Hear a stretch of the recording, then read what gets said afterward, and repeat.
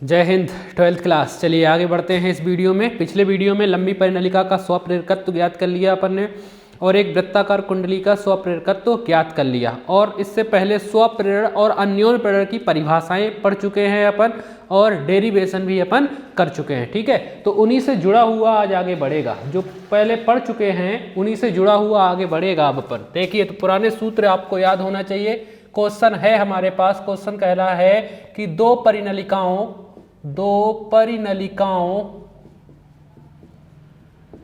के स्वप्रेरकत्व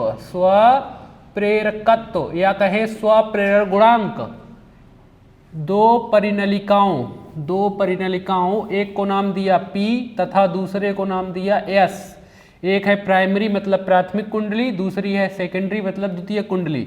दो परिनलिकाओं P तथा S के स्वप्रेरकत्व क्रम से L1 व L2 हैं। यानी P का स्वप्रेरकत्व L1 है और दूसरी कुंडली S का स्वप्रेरकत्व L2 है। यदि इनके मध्य मतलब कुंडलियों के बीच में मध्य आदर्श फ्लक्स युग्मन हो, ये आगे बताऊंगा मैं क्या होता है। आदर्श फ्लक्स युग्मन हो, तब सिद्ध कीजिए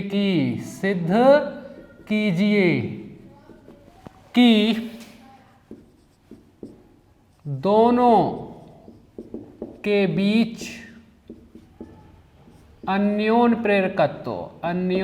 प्रेरकत्व या अन्योन्य प्रेरण गुणांक M बराबर under root L1 into L2 होगा। M बराबर under root L1 into L2 होगा। क्वेश्चन कह रहा है दो परिनलिकाओं P तथा S के स्वप्रेरकत्व क्रमशः L1 व L2 हैं, तब यदि इनके मध्य आदर्श फ्लक्स युग्मन हो, तब सिद्ध करना है दोनों कुंडलियों के बीच अन्योन्य प्रेरकत्व M बराबर कितना, under root L1 into M2। तो अपने क्या सिद्ध करना है, M बराबर under root L1 into L2 या under root L1 into L2 बराबर M। बात तो एक ही है, इसके बराबर ये, इसके बराबर ये, बात एक ही है ना। चलिए, तो अपन क्या करेंगे, सबसे पहले प्राथमिक कुंडली P का स्वप्रेरकत्व निकालेंगे L1, इसके बाद द्वितीय कुंडली L2 का स्वप्रेरकत्व निकाल देंगे L2, फिर M का मान निकालेंगे दोनों कुंडलियों के बीच स्वप्रेरकत्व। M बराबर सूत्र लिखवाया था मैंने, फाई S बटे में IP होता है। M बराबर क्या होता है, फाई S अपॉन में IP, द्वितीय कुंडली से बद्ध चुंबकीय फ्लक्स बटे में प्राथमिक कुंडली में प्रवाहित होने वाली विद्युत धारा। इनका मान मैं आपको निकालना बता ही चुका हूँ। L का मान पिछले क्लास में ही पढ़ा है। लंबी परिनलिका का स्वप्रेरकत्व L बराबर निकाला था। चलिए, तो निकालेंगे। ये है हमारे पास क्वेश्चन। समझ में आ रहा है क्या करना है। अपन L1 का मान निकालेंगे, L2 का मान निकालेंगे और M का मान निकाल लेंगे। इतना करने के बाद ये वाला भाग लेंगे अंडर रूट L1 और L2, इसमें L1 और L2 के मान सॉल्व कर रखेंगे तो M आ जाएगा, M का मान आ जाएगा, यानी सिद्ध हो जाएगा। ठीक है, चलिए देखिए, तो अपने पास दो कुंडलियां हैं, एक है P प्राथमिक कुंडली, दूसरी है S द्वितीय कुंडली। चलिए करते हैं इसको डेरिवेशन को। IMP डेरिवेशन है, ये एग्जाम में पूछा जाता है। चलिए देखिए, तो अपन मान लेते हैं, माना कि कुंडली या प्राथमिक कुंडली या परिनलिका लिख सकते हो, P की लंबाई स्मॉल l, अनुप्रस्थ काट का क्षेत्रफल कैपिटल A तथा तार के फेरों की संख्या कैपिटल N है। ठीक है, जब इसमें I एम्पियर की विद्युत धारा प्रवाहित की जाती है, तब इसके केंद्र पर उत्पन्न चुंबकीय क्षेत्र की तीव्रता क्षेत्र की तीव्रता, डैश लगा के छोड़ेंगे। बी बराबर सूत्र है हमारे पास म्यू जीरो एन, हाँ इसमें फेरों की संख्या n1 मानेंगे, ठीक है। कितनी मानेंगे? n1, क्योंकि एक है P और दूसरी है एस, दो कुंडलियां, एक में फेरों की संख्या n1। म्यू जीरो एन आई बटे में स्मॉल एल, यही सूत्र होता था। चूंकि इसमें फेरों की संख्या n1 मानी है तो n1 हो जाएगा। ये बन गया हमारा समीकरण नंबर 1। बी का मान आ गया, फ्लक्स निकाल सकते हैं। तब इस परिनलिका से बद्ध चुंबकीय फ्लक्स निकाल सकते हैं, कोई दिक्कत नहीं है। चुंबकीय फ्लक्स फाई का मान, फाई बराबर सूत्र लिखवाया था तीव्रता इंटू में प्रभावी क्षेत्रफल, प्रभावी क्षेत्रफल लिखवाया था। यानी फाई बराबर बी, बी का मान कितना है हमारे पास? म्यू जीरो n1 इंटू आई बटे में एल इंटू प्रभावी क्षेत्रफल कितना है? n इंटू ए होता है। ये किसकी बात कर रहे हैं? पहली कुंडली P की, फेरों की संख्या n1 है तो n1 लिखेंगे। यानी फाई बराबर म्यू जीरो, ऊपर का गुणा ऊपर, n1 का गुणा n1 में करोगे n1 square into I into A upon में एल आ जाएगा। समीकरण नंबर 2 बना दिया। देखिए पुराने डेरिवेशन जैसा ही कर रहे हैं जैसा पहले कर चुके थे। फाई का मान आ गया तो यहाँ पर इस कुंडली का अपन स्वप्रेरकत्व निकाल सकते हैं। अतः प्राथमिक कुंडली, प्राथमिक परिनलिका या कुंडली परिनलिका P का स्वप्रेरकत्व, स्वप्रेरकत्व L बराबर सूत्र होता है फाई अपॉन में आई, फाई अपॉन में आई। चूंकि प्राथमिक कुंडली का स्वप्रेरकत्व L1 माना है, मान रख देता हूँ, इधर नहीं रख देता हूँ, आप लोग नीचे लिखेंगे। फाई का मान कितना है? Mu zero n1 square into I into A बटे में एल, ये फाई की जगह मान रखा, बटे में ये वाला आई ऐसा का ऐसा ही, आई से आई कैंसिल, यानी L1 बराबर आया mu zero n1 square into A upon में एल। ये बन गया समीकरण नंबर 2 के बाद 3। मात्रक होता है हेनरी, मात्रक क्या होता है? हेनरी। ठीक है, आ चुका। ये अपन ने पिछले वीडियो में भी किया हुआ था, यही पढ़ा हुआ था। ठीक है, चलिए अब ये आ गया प्राथमिक कुंडली P का स्वप्रेरकत्व। तो ऐसे ही निकालेंगे द्वितीय कुंडली S का स्वप्रेरकत्व यानी L2 का मान, लेकिन उसमें फिर से ये करने की जरूरत नहीं है। इसी के आगे लिख लेंगे माना द्वितीय कुंडली S की लंबाई स्मॉल एल, लंबाई वही मानेंगे, अनुप्रस्थ काट का क्षेत्रफल कैपिटल ए समान मानेंगे, लेकिन तार के फेरों की संख्या n2 है। फेरों की संख्या अलग हो सकती है, कोई दिक्कत नहीं। फिर से सुन लो क्या लिखेंगे इसके नीचे, माना द्वितीय कुंडली S की लंबाई स्मॉल एल, कामा अनुप्रस्थ काट का क्षेत्रफल कैपिटल ए और तार के फेरों की संख्या n2 है। तब जब इसमें आई एम्पियर की विद्युत धारा प्रवाहित की जाती है तब इसके केंद्र पर उत्पन्न, तब इसमें उत्पन्न स्वप्रेरकत्व डायरेक्ट, तब इसमें उत्पन्न स्वप्रेरकत्व यानी L2 बराबर इसी के जैसा सूत्र हो जाएगा। म्यू जीरो फेरों की संख्या n2 मानी, n2 स्क्वायर इंटू ए बटे में एल। समीकरण नंबर 3 के बाद समीकरण बन गया 4।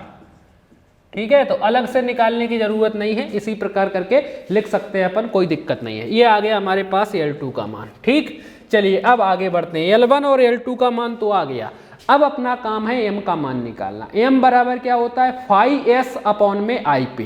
फाई s का मान निकालना पड़ेगा। फाई s का मतलब है द्वितीय कुंडली s से बद्ध चुंबकीय फ्लक्स। ठीक है, अब आदर्श फ्लक्स युग्मन की बात कर लेते हैं।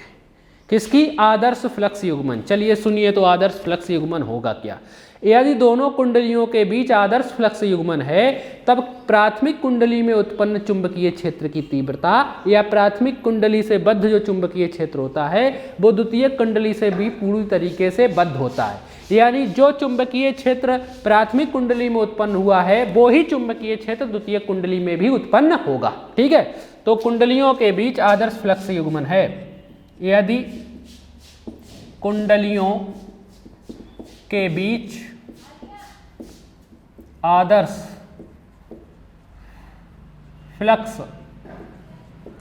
युग्मन, आदर्श फ्लक्स युग्मन हो तब प्राथमिक कुंडली में उत्पन्न चुंबकीय क्षेत्र कितना उत्पन्न हुआ था? B। द्वितीयक कुंडली एस से पूर्णतः बद्ध होता है, जुड़ा रहता है, बद्ध होता है। ठीक है, तब चलिए देखिए तो क्या हो जाएगा। तब द्वितीयक कुंडली में उत्पन्न तब द्वितीयक कुंडली से बद्ध चुंबकीय फ्लक्स निकाल सकते हैं। तब द्वितीयक कुंडली से बद्ध चुंबकीय फ्लक्स निकाल सकते हैं। चुंबकीय फ्लक्स फाई बराबर सूत्र होता है चुंबकीय क्षेत्र की तीव्रता इंटू में प्रभावी क्षेत्रफल। कौन सा क्षेत्रफल? प्रभावी क्षेत्रफल होता है। लेकिन ये किसके लिए निकालना है अपन? द्वितीयक कुंडली से, इसलिए लिखेंगे फाई के नीचे एस, फाई एस। चलिए मान रख दें, फाई एस बराबर बी। बी का मान निकाल चुके हैं, बी का मान ये रहा हमारे पास, म्यू 0 n1 इंटू आई बटे में एल इंटू में प्रभावी क्षेत्रफल। प्रभावी क्षेत्रफल किसका लिखा जाएगा? द्वितीयक कुंडली का, क्योंकि द्वितीयक कुंडली में निकालना है। प्रभावी क्षेत्रफल होता है Na, लेकिन द्वितीयक कुंडली में फेरों की संख्या n2 है, इसलिए n2 लिखना पड़ेगा। यानी फाई एस बराबर, गुणा कर दो, ऊपर का गुणा ऊपर, म्यू 0 n1 आई इंटू में n1 इंटू में n2 इंटू में आई इंटू में a अपॉन में l, यही आ जाएगा। तो ये आ गया हमारे पास फाई एस का मान। किसका मान? Phi S. चाहे तो समीकरण नंबर 4 के बाद 5 बना दें। फाई एस का मान आ गया है। अब अपन एम का मान निकाल सकते हैं। अतः दोनों कुंडलियों के बीच उत्पन्न अन्योन प्रेरकत्व निकाल लें, अन्योन प्रेरकत्व का मान। ठीक है, एम बराबर क्या सूत्र होता है? फाई एस अपॉन में आई पी। एम बराबर क्या होता है? फाई एस अपॉन में आई पी। मैं इधर ही लिख देता हूँ, आप सामने लिखोगे, नीचे लिखोगे इसके। ठीक है, फाई एस का मान कितना आया? Mu 0 n1 into n2 into I into A बटे में एल, ये रखा फाई एस की जगह। नीचे आई पी, आईपी मतलब प्राथमिक कुंडली में प्रवाहित होने वाली विद्युत धारा आई मानी थी अपन ने, इसमें आई, ये रखा। आई से आई कैंसिल, कितना बचा हमारे पास? Mu 0 n1 into n2 into A बटे में स्मॉल एल। समीकरण नंबर 5 के बाद बन गया समीकरण नंबर 6, ये बन गया। ये आ गया हमारे पास एम का मान। तो देखो सभी के मान निकाल लिए। मैंने बोला था L1 का मान निकालें, L1 का मान आ गया समीकरण नंबर 3 में। फिर L2 का मान निकाल लिया समीकरण 4 में। इसके बाद M का मान निकाल लिया समीकरण 6 में। ठीक है, अब जो सिद्ध करना था उसकी बात कर लेते हैं। चलिए देखिए, तो जो सिद्ध करना था उसकी बात कर लेते हैं।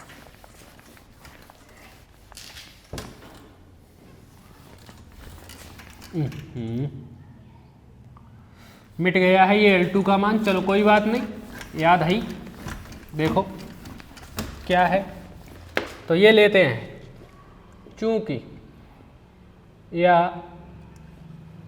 Under root L1 into L2 बराबर अंडर रूट में मार रखो L1 का मान mu 0 n1 square into A बटे में L इंटू में L2 का मान आया था, ऐसा ही था, म्यू 0 n2 स्क्वायर था, फेरों की संख्या 2 थी, इंटू में यही था बटे में L, यही था। यानी under root L1 into L2 बराबर, चलिए बाहर निकालें। जिस जुग के जोड़े बन जाते हैं, जिस पे स्क्वायर आ जाता है वो बाहर आ जाएगा। ठीक है, देखो म्यू 0 2 बार है तो एक म्यू 0 बाहर, n1 पर स्क्वायर है यानी n1 बाहर, यहाँ पर n2 पर स्क्वायर है तो n2 बाहर, यहाँ पर देखो a 2 बार है तो a बाहर, नीचे भी L 2 बार है यानी L 2 बार आ गया। सब चीज बाहर आ जाएगी क्योंकि सभी के जोड़े हैं। अंडर रूट में L1 इंटू L2 बराबर, बात कर लेते हैं इसकी, म्यू 0 n1 इंटू ए बटे में L।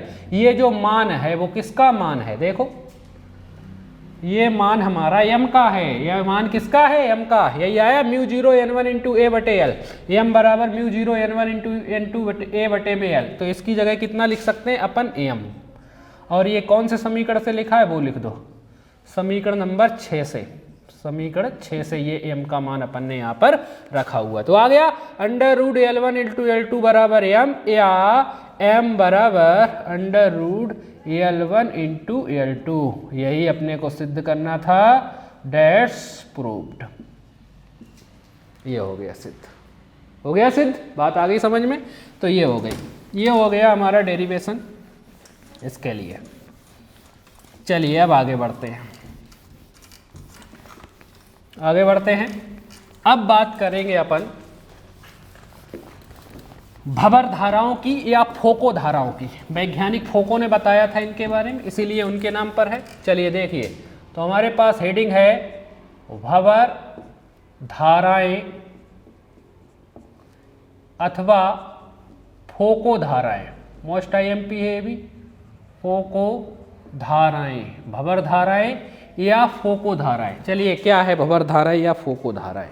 जब किसी भी आकार के चालक को, कैसा ही आकार का हो, चाहे त्रिभुज के आकार का हो, चतुर्भुज के आकार का हो, आयताकार हो, कैसा ही हो, किसी भी आकार के चालक को किसी चुंबकीय क्षेत्र के अंदर गति कराई जाती है या उसे परिवर्ती चुंबकीय क्षेत्र में रखा जाता है। मतलब ऐसा चुंबकीय क्षेत्र जिसका मान लगातार बदलता रहता हो। फिर से सुन लीजिए, जब किसी भी आकृति या आकार के चालक को किसी चुंबकीय क्षेत्र में गति कराई जाती है या उसे परिवर्ती चुंबकीय क्षेत्र में रखा जाता है, तब चालक से बद्ध चुंबकीय फ्लक्स में परिवर्तन हो जाता है, जिससे उसमें प्रेरित धाराएं उत्पन्न हो जाती है। ये धाराएं जल में उत्पन्न भंवर के समान चक्करदार होती हैं। इन धाराओं को ही भंवर धाराएं या फोको धाराएं कहा जाता है। देखो, कभी स्थिर जल में आप पत्थर फेंको, तो पत्थर फेंकते हैं स्थिर जल में तो तरंगे वृत्ताकार तरंगे उत्पन्न हो जाती हैं, वही ऐसी इनमें उत्पन्न होती हैं,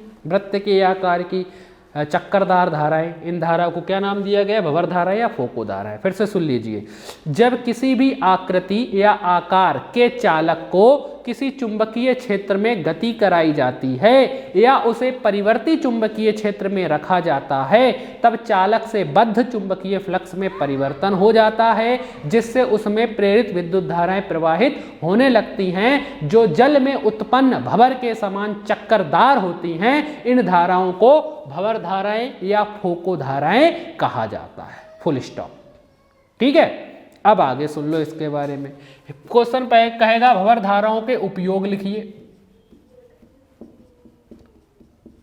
भंवर धाराओं के उपयोग लिखिए, कहां कहां उपयोग किया जाता है। तो पहला उपयोग है धारा मापी को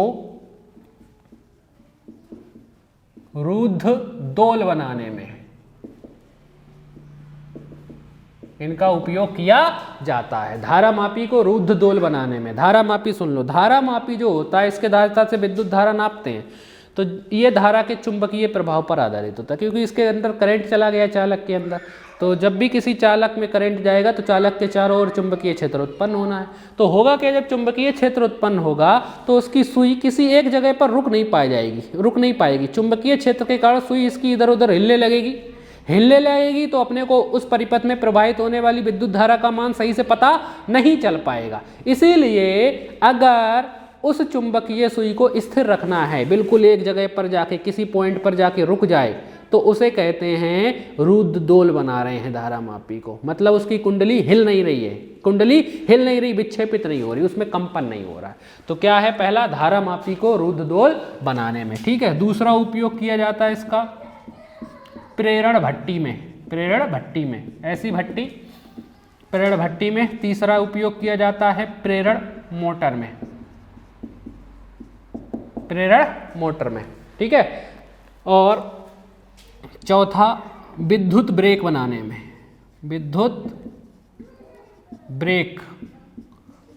में। जो ट्रेन वगैरह के ब्रेक होते हैं वो इसी पर आधारित होता है, भंवर धाराओं पर। जब ट्रेन चलती रहती है और ट्रेन का ड्राइवर अगर ब्रेक मारता है, तो ब्रेक करंट की सहायता से जब ब्रेक मारता है, वो विद्युत ब्रेक मारता है, तो उसमें जो पहिए हैं उसके अंदर भंवर धाराएं उत्पन्न हो जाती हैं। और वो भंवर धाराएं एकदम रोक देती हैं उस पहिए को, क्योंकि जो भंवर धाराएं होती हैं वो चालक की गति का विरोध करती है। ठीक है। तो उपयोग हो गया धारा मापी को रुद्ध दोल बनाने में, दूसरा प्रेरण भट्टी में, तीसरा प्रेरण मोटर में, चौथा विद्युत ब्रेक बनाने में। ठीक है, उपयोग। अब है हमारे पास हानि क्या होती है? जब भंवर धाराएं उत्पन्न होती हैं तो ये विद्युत ऊर्जा को ऊष्मा के रूप में व्यर्थ कर देती है। क्योंकि देखो, अगर कोई कुंडली घूम रही है चुंबकीय क्षेत्र में तो जाहिर सी बात है उसमें भंवर धाराएं उत्पन्न हो जाएंगी। भंवर धाराएं क्या करती हैं, उसके घूमने का विरोध करती है, गति का विरोध करती हैं।